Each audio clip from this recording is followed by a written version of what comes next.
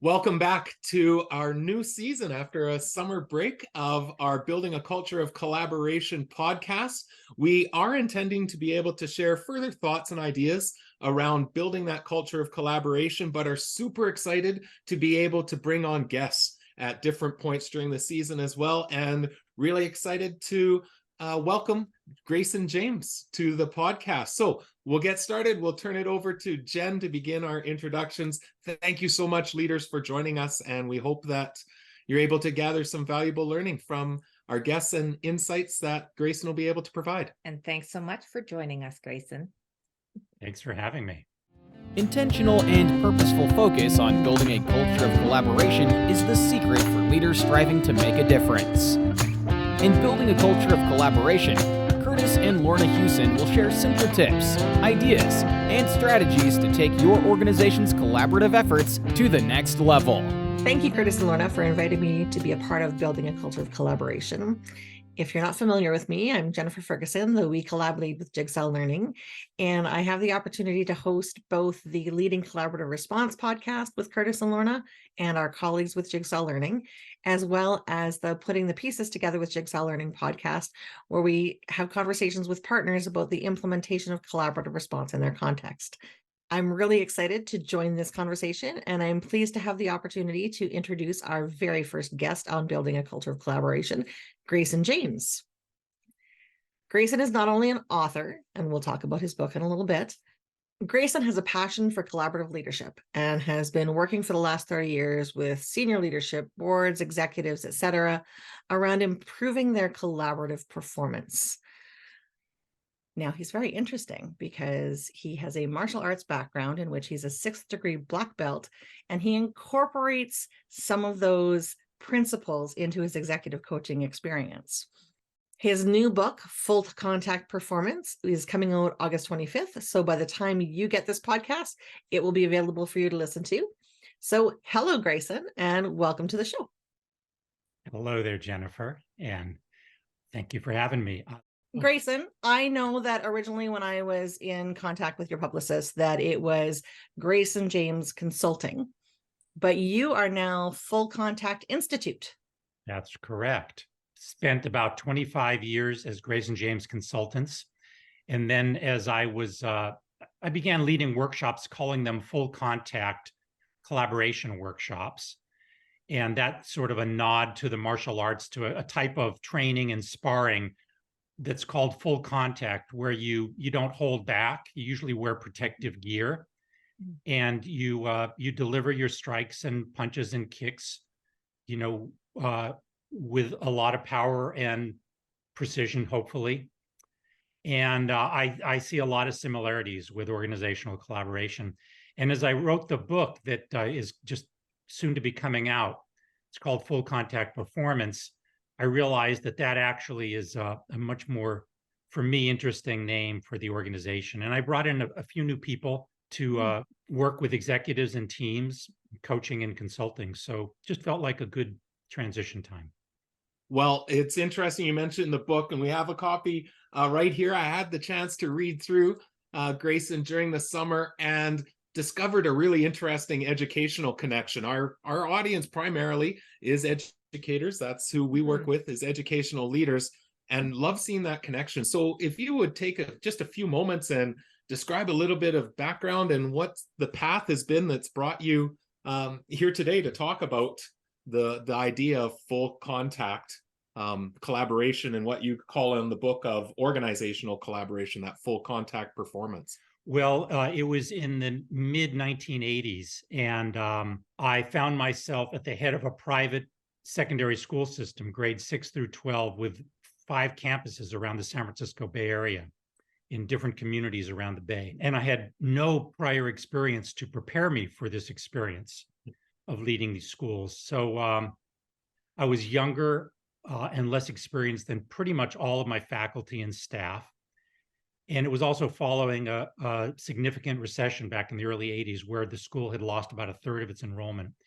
So a lot of challenges, personal and environmental.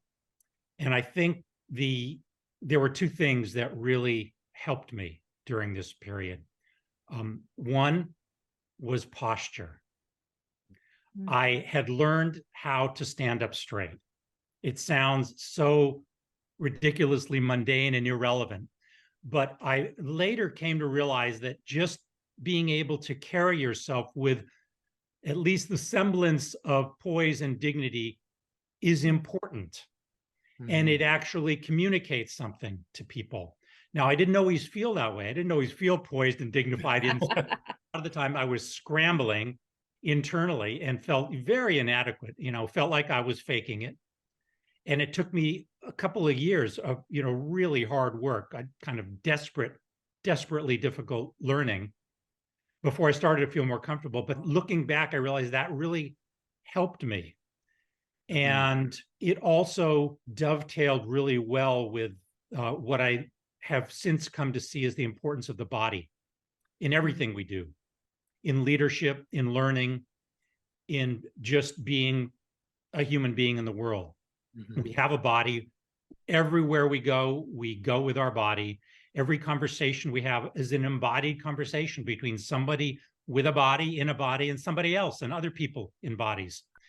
And the way we are living in this body has a big impact on those conversations and those relationships. I didn't know this at the time, but it's since become something that I pay attention to and I work with a lot. I was just going to comment on that idea of poise, that, that physical state that you're in has such an impact on your psychological well-being, and really thinking about when I can poise myself physically, then I am preparing my mind for what's to come. So I really appreciate that comment and that reflection on the interconnection between your physical being and your mental well-being. I really like the way you put that, and I'm glad you said it that way. We tend to think of the mind as something that we carry around on top of the body. And like there's a relationship, we know there's some connection there somewhere, but it's not entirely clear. And I think that they are not inseparable. It's a continuum. We are a mind. We are a mind and a body with a mind. And one of the principles that I work with is when we work with ourselves physically, we improve our mental performance. When we work with ourselves mentally, we improve our physical performance. And you look at any elite athlete, they are working hard mentally. This is never just a physical endeavor. And, the same with people who really perform at high levels mentally. They have to work with their body too. I love the Queen's Gambit got me to look into just what goes into being a chess master. It's a heck of a lot of bodily effort. I'll expend just thousands and thousands of calories in the course of a game. The way they are in their body, the shape of the body, what they're feeling in their body has a big impact on how they're able to perform mentally. Love it. So you started talking about an individual sport with chess. And I think chess is a sport because exercising the brain is like exercising the muscles in the rest of your body. But I mean, we really want to talk about collaboration. And so when we think about collaboration, we think about that working with other people. Yeah. But in your book, you talk about it being an internal art. And you talk about it being something that's all about me. So do you want to elaborate on those concepts when it comes to collaboration? Yeah, it seems like a little bit of a paradox when you first come upon it, and you talk about that paradox in the book. Yeah, we think that, well, we're collaborating with all these people out there. So it's really about how to get those people to collaborate better. Yeah. Because they hold the key to my success. If they don't collaborate well, then this project isn't going to go well. This initiative, the culture that I'm trying to affect as a leader isn't going to go well. And I come to see that it's kind of flipped around the other way. So when we hit obstacles in collaboration, our first impulse is generally to try and strategize how to change those people, how to get them to be better listeners, how to get them to cooperate better. They're just not collaborating. If they would only collaborate better, this thing would be super fantastic. So then we're all creative problem solvers. we apply all of this creative problem solving ability to solving the problem of those people out there. So think about it for a minute. How do you feel when the person you're sitting across the table from is working on trying to fix you or change you or make you better? Yeah. Doesn't probably go over so well. None of us want to be fixed or changed. What we want is we want to feel listened to. We want to feel respected. We want to be asked to share our thoughts, our points of view, our feelings, perhaps, and to be met, at least, not always agreed with. We don't have to have everything we say accepted or agreed with, but we do care about being met. We want to be at least listened to. So that's true of everybody else. And the other thing I came to see is that while we're sitting here on our side of the table thinking, God, if only this person would shut up and listen for a change, they are probably having the same thoughts about me. Mm-hmm. We're all sitting around the table wishing that everybody else would stop being the roadblock to our collaborative performance, to our success. So what that has told me and shown me is that our job is actually to shift our attention. Take our attention off of those people as the alleged problem and recognize that there's something about me and how I'm thinking, the stories I may be telling myself, maybe what's going on in my body, the level of tension I have in my body, my emotional state that I need to work on. And that if I can do that, if I can get clearer in myself and stop trying to project all of this stuff onto everybody else around me, it just may happen that people might be more open to what I have to say. They may be more willing to actually listen to me. And this is another one of the principles that I talk about in the book. They're kind of connected, connectedness and reciprocity.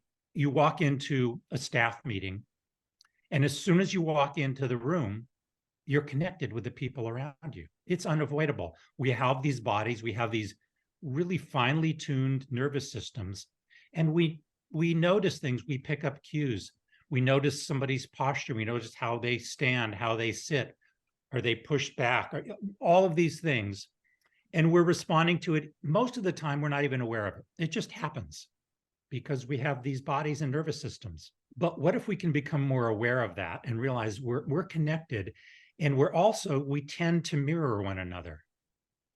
There's this reciprocity principle, and it shows up in a lot of research across different fields that, some people refer to them as mirror neurons, and that's why we tend to experience what we look at, and what we see tends to create a mirror-like dimension in ourselves. But studies of trust and oxytocin also show us that the more trusting we are of others, the more trusting they're likely to be of us. So we put these principles together and we realize, well, I may have a lot more impact by working on myself and making myself more comfortable, more open, more curious, truly curious, not just going through the motions of active listening because I took that in a workshop and they say that's what you do to be effective. That never works. I don't think those techniques work. I think they backfire most of the time. We know when we're being actively listened to by somebody as a technique. And we know there's a big difference than when somebody is really interested in what we have to say. And that's not a technique, that's a way of being. And it's a way of being that we all have access to.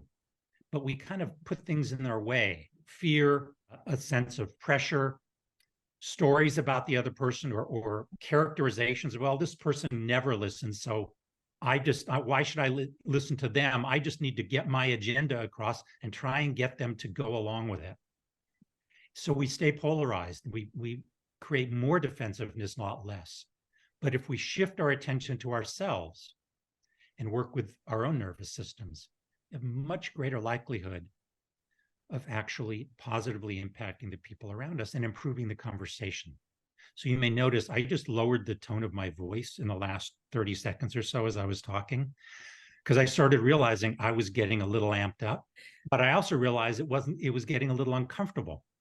So you may have noticed something in yourselves. Maybe listeners of this podcast may also have noticed some change in their own body.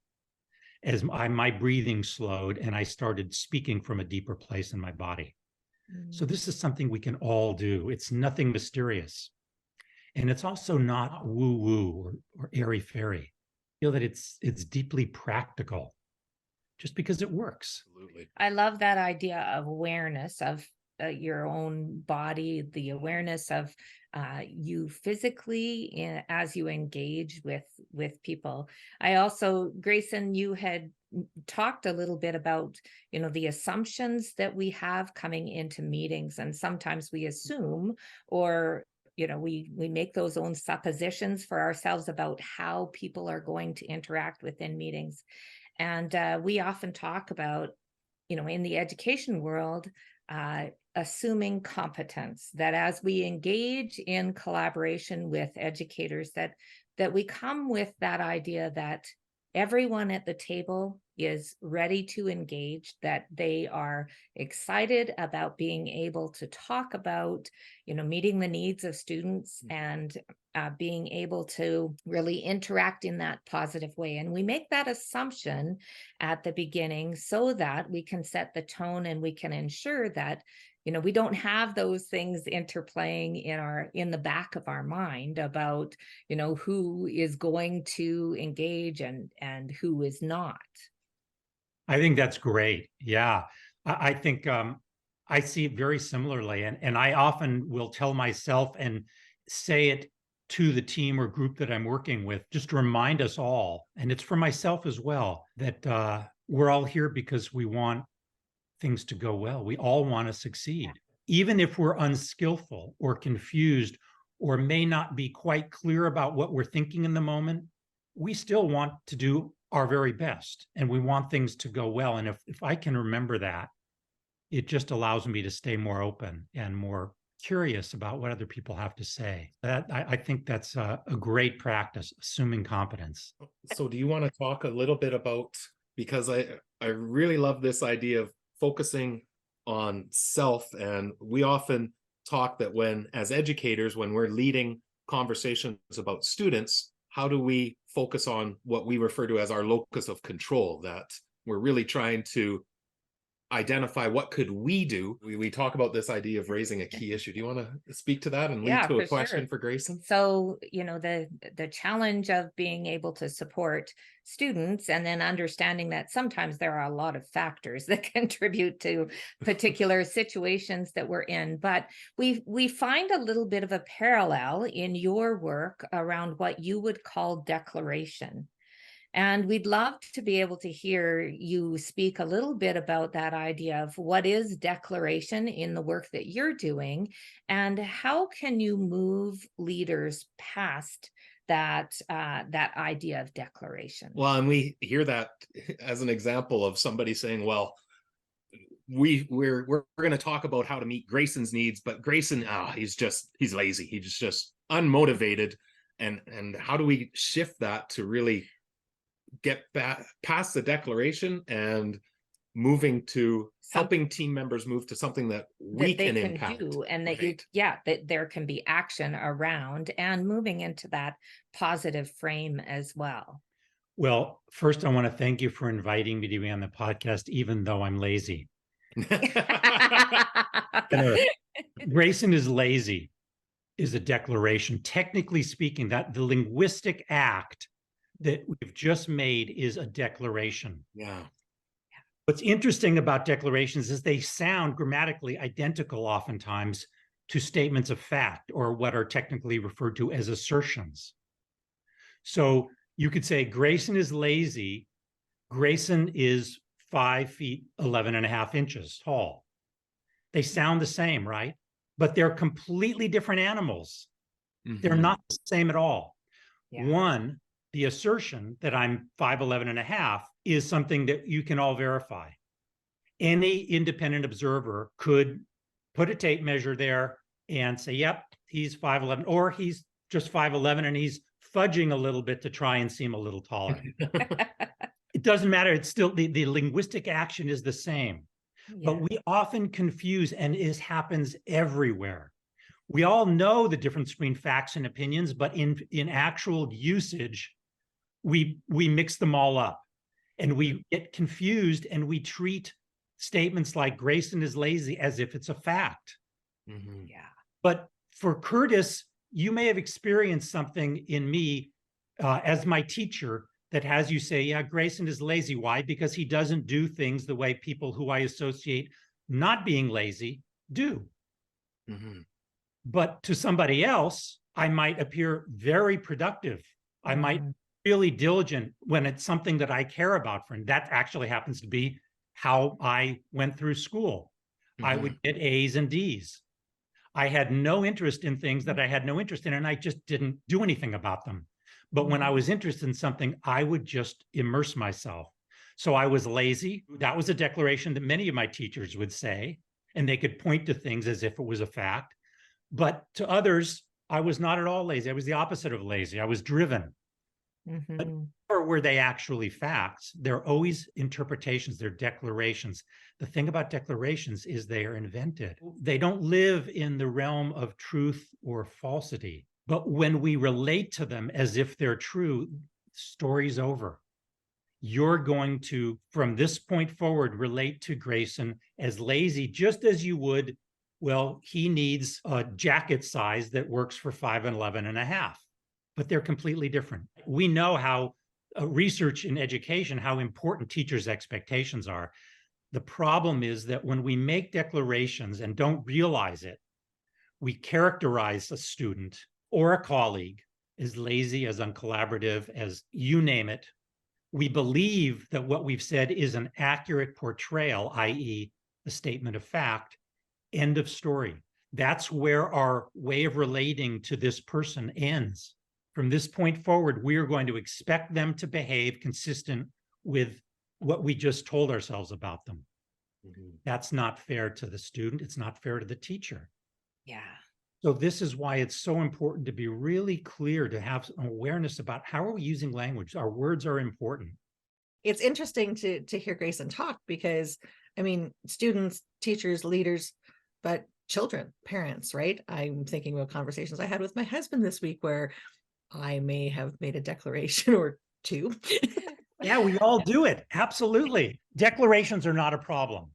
It's not something we should avoid, because we make declarations all the time, from I want to go back to school and get my master's, to I love chocolate ice cream, to I care about you, to I'm sorry, I apologize, I don't know how to do this. Those are all declarations. We can't live without them.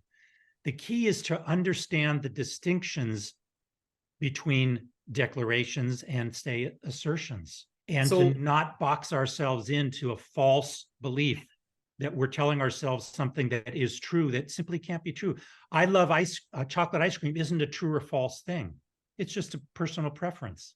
So in your mind then, and as I was reading through the book, this really stuck with me, that idea of how declarations can have considerable impact when we're trying to collaborate and work effectively together.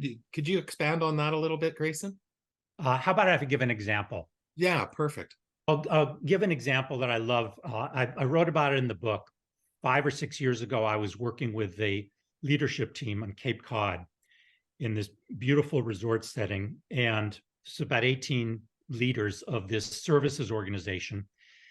And they were all complaining about how their people, the people on their teams who they supervised, were not showing up and embodying the changed roles that this leadership team had designed and developed 9-12 months earlier.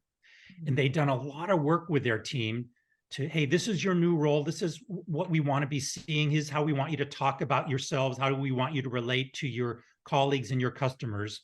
And it just wasn't happening. So I sat down and I started by asking, well, why do you think this isn't happening? You all put so much time and thought into this, and you designed very, thoughtful cultural changes that you wanted to see happen.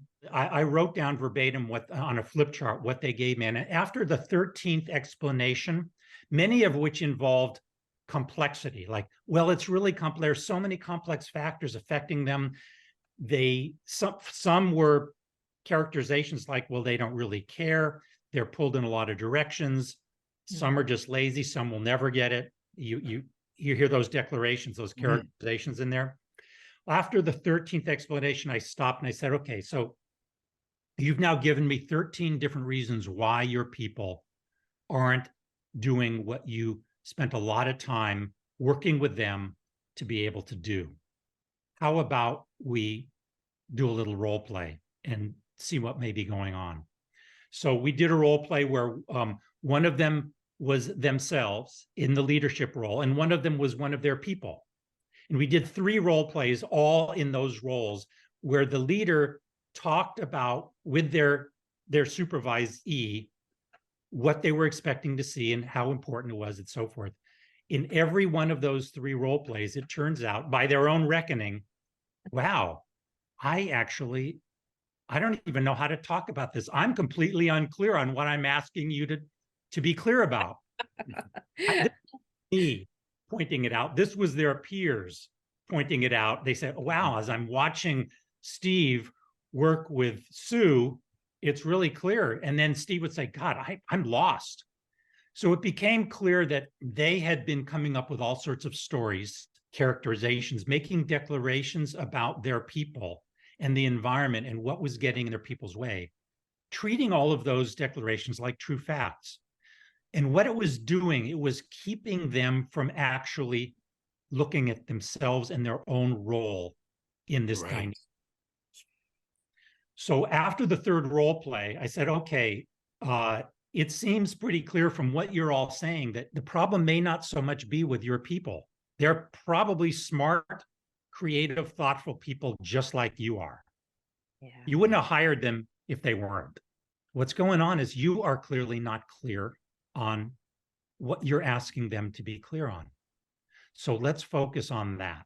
And they began referring, some of them said, wow, this is a complete shift of context. They began referring this over the next couple of days of the retreat as the major contextual shift that took place in them. And they began having entirely different conversations where they would challenge each other good-naturedly. They started laughing at each other and at themselves. And before that, they'd been pretty uptight and pretty tense about how do we get our people to get with the program. Now everything had changed, and it was how are we going to help each other really get clear on what we're doing here? That was a C state change. Well, and we find that so critical in the work that we do too, of how do we internalize and think around what can we do? Again, that locus of control that becomes, a shift in the conversation, but one that can lead to really powerful action and next steps. So again, I come back to the book. You point to the role attention, and you've talked about this a little bit already, how important attention is in effective collaboration. What advice would you give leaders trying to ensure attention and focus for others in the meeting? And I know one of the first comments is probably going to go, well, focus back on self rather than others. But how would you do that if a leader is saying, well, I focused on me, but I just can't get people where I'd like them to be or engaged and giving that attention that you say is so critical? There's a term that I use called meta moves. A meta, we all know what meta means. It means to go beyond something, to step outside of something. And when we go beyond, we step outside of a current way of thinking or a current concept, it allows us to see things that we couldn't see when we're immersed in the middle of it all. So in the example you just gave, one way of thinking about how to use your attention is, okay, I've made the first move of shifting my attention off of everybody else for a moment. And this can happen in a split second. And it doesn't have to be, it's nothing that we have to make a big deal about. I've looked at myself and I realize I'm not satisfied with the level of conversation or the degree of focus or whatever it might be here.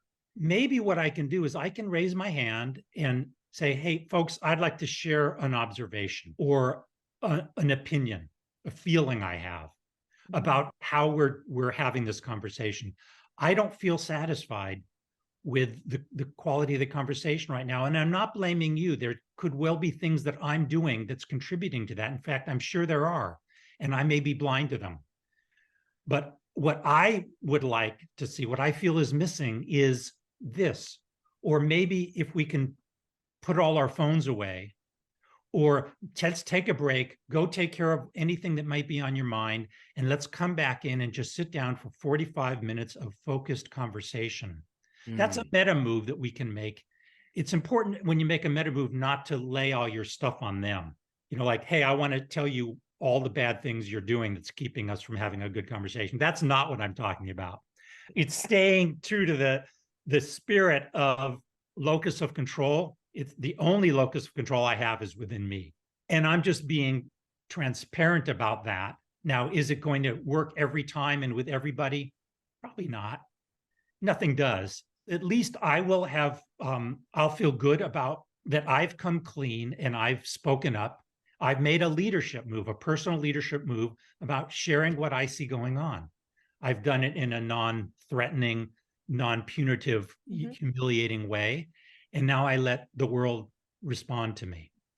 And very often when we can really do that and deliver that kind of a statement cleanly and clearly in ourselves, it can change a lot. And even if it doesn't change things, we're going to stand up a little taller because we've done our best. We've expressed our positive intent. And I think that's true as a teacher. If we know we've really done everything we can and taken responsibility, we know where that locus of control lives, and we've acted from that place and not projected all of our fears and concerns and anxieties onto that student, then we can let the student do what they do. And we realize, really it's his or her life, not mine to control. That's what the locus of control is all about. It's reminding us what we really can influence and what we just can't. I like the way you described that pause, right? We talk about teachable moments in the classroom, right? Just taking that moment to pause, and collaboration is a learned skill. Not everybody walks around into a meeting around a table and knows immediately how to collaborate. So just that, taking that time for that teachable moment, and as a leader, opening up at that point with, okay, well, I'm going to be vulnerable here because this is kind of what I was expecting. And maybe I didn't communicate that clearly at first, which as a leader is not always easy to do, and admit that you made a mistake or that sort of thing. So Grayson, I know you wrote an article for the World Financial Review that speaks to the idea of how leaders can avoid creating crises and how they respond to them. So what advice would you give to leaders that might be hesitant to express that vulnerability when collaborating with others?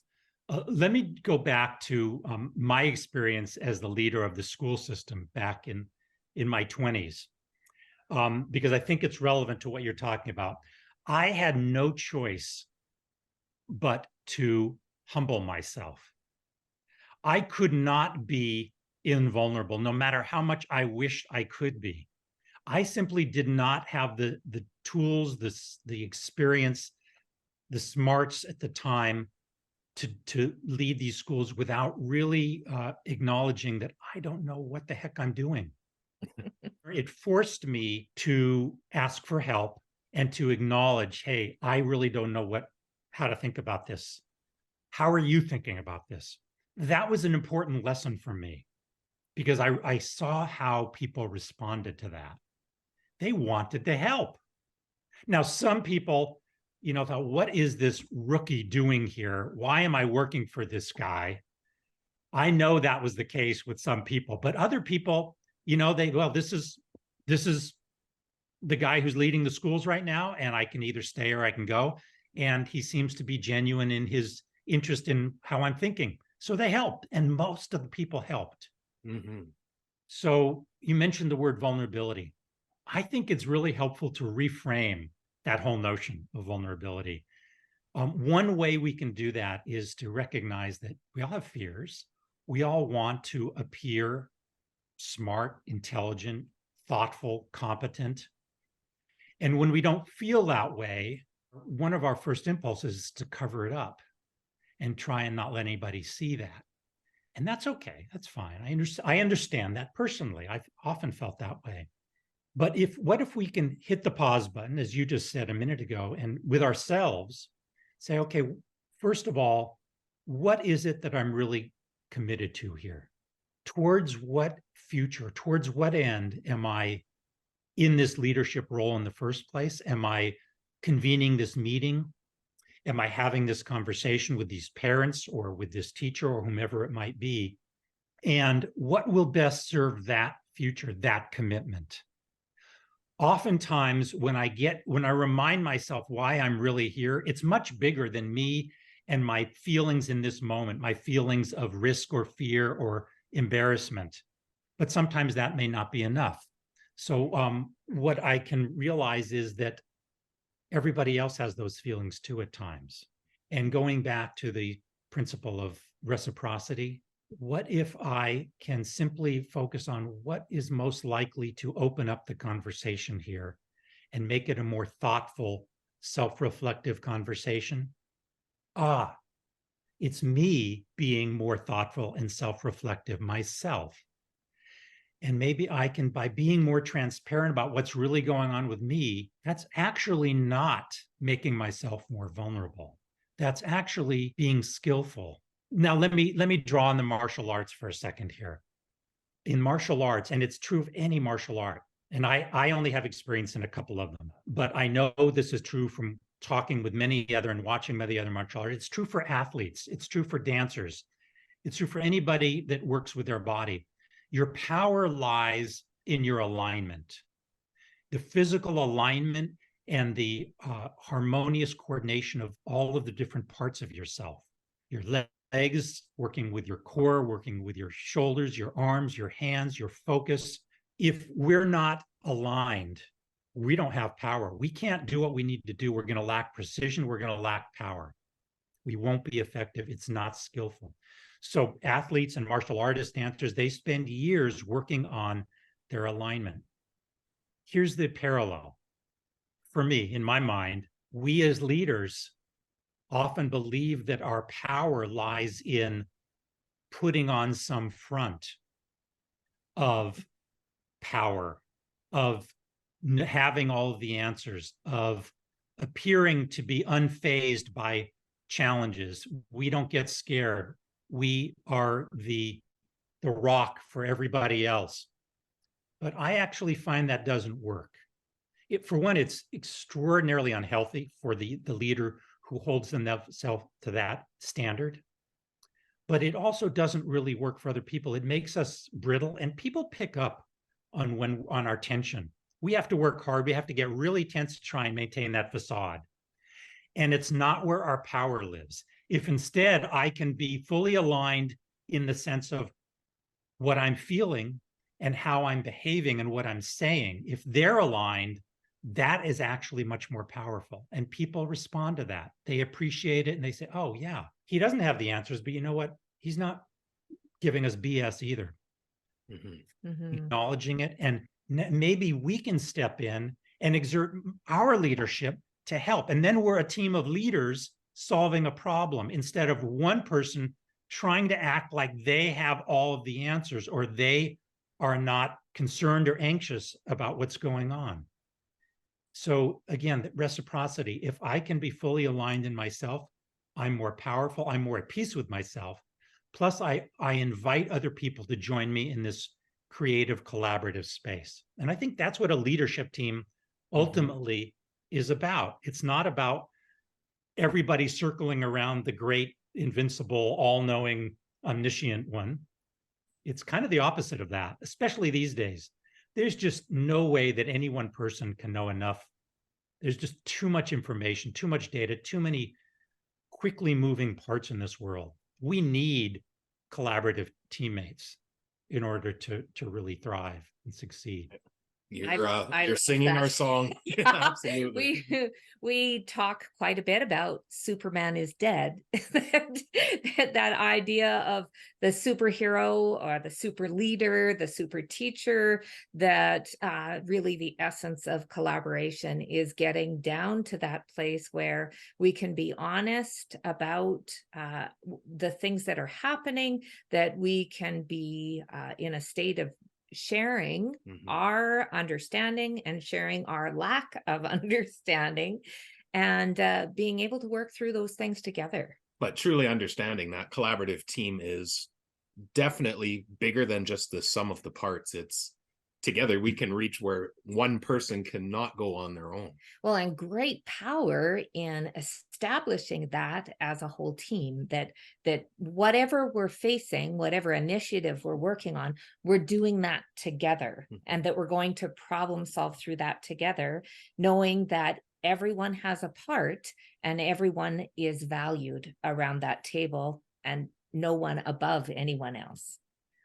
It's hard Love to it. beat.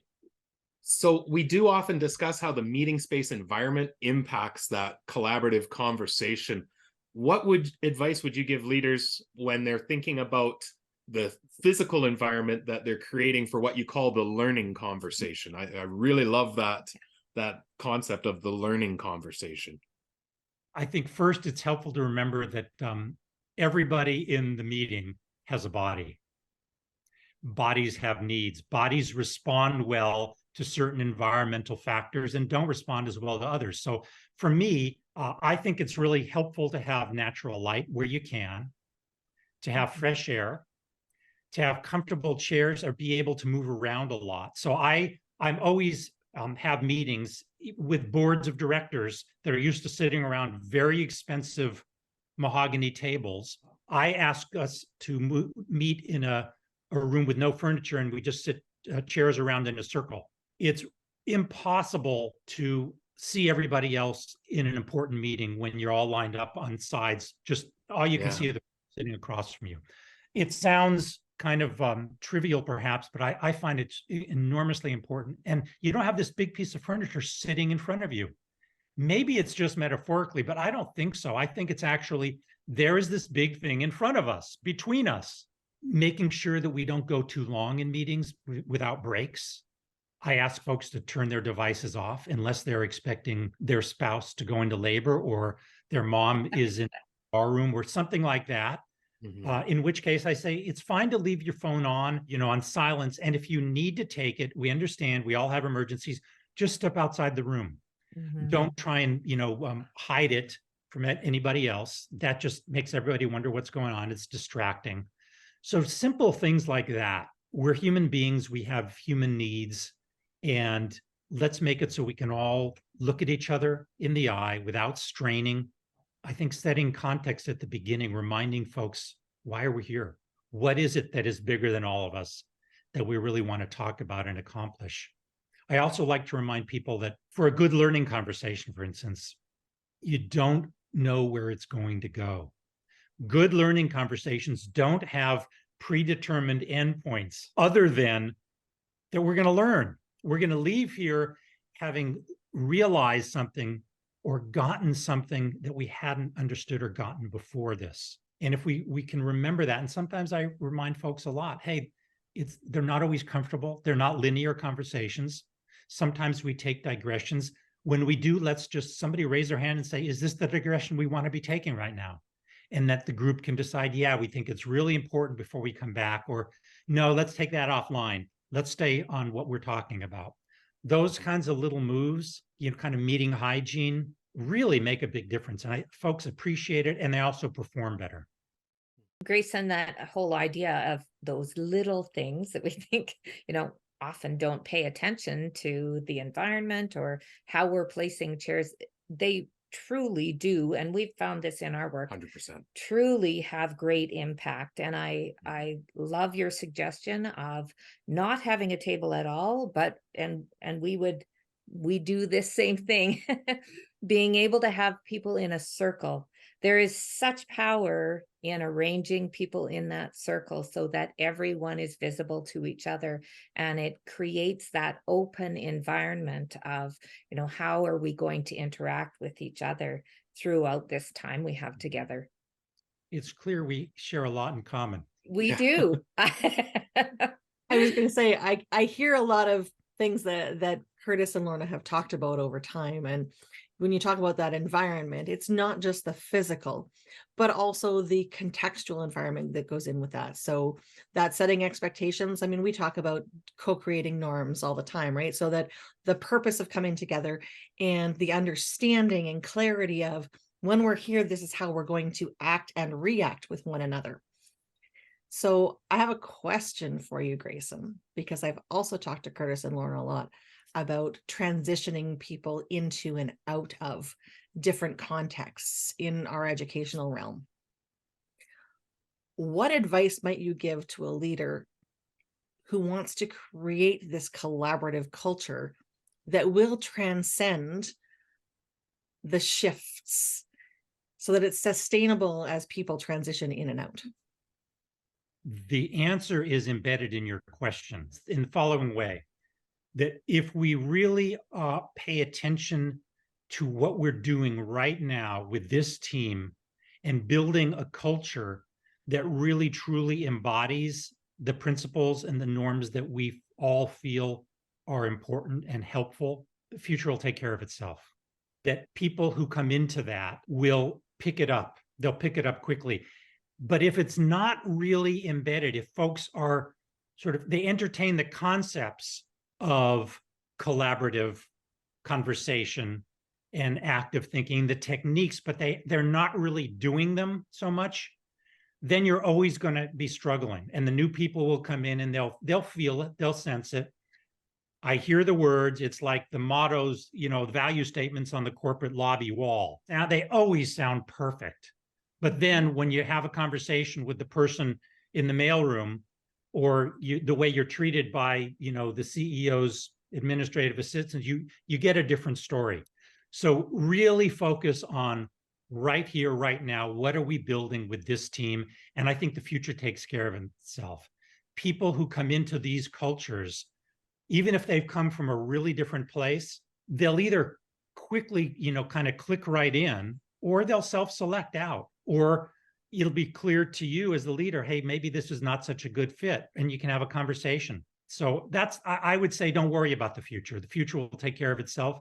Just really take care of what you're doing right here and now with people. Well, certainly appreciate that, Grayson, and really want to thank you for your insights that are being shared today, not only in our podcast, but again, that upcoming book. In the show notes, we will have a link to your organization, the Full Contact Institute, as well as the new book.